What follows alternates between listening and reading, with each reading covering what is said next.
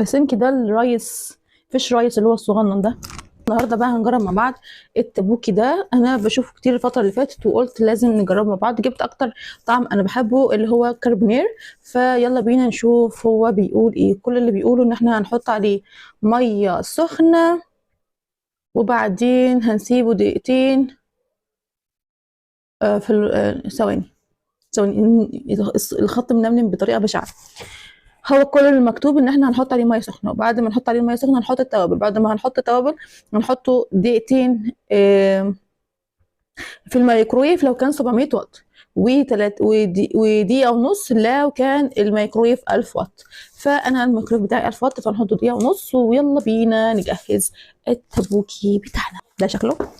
يلا بقى بينا كده. ايه انت مش بتتفتح ليه؟ نفتحه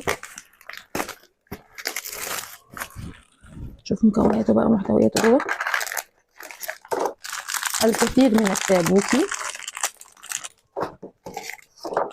وصوص باودر، ودي بتهيألي الفواكه الخضار المجفف. فيلا بينا نقول كده بسم الله. المفروض ان هو ايزي اوبن.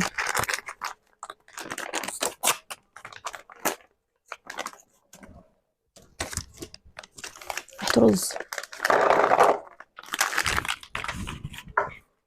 طبعا دي بتترمي لان دي الماده الحافظه اللي بتبقى محطوطه مع التابوكي عشان يفضل محتفظ بمواده. بعدين هنحط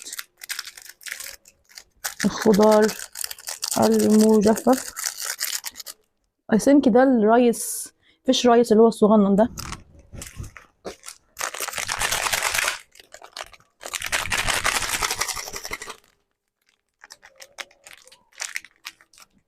وده بقى الايه النكهه بتاعته.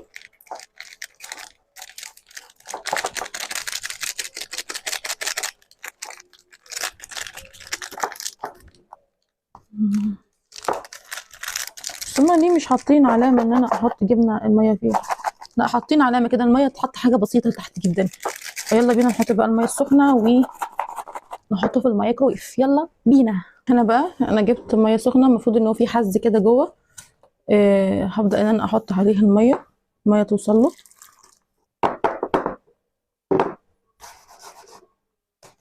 بس كده دي شكل كده الميه حطيناها. نبدا بقى ان انا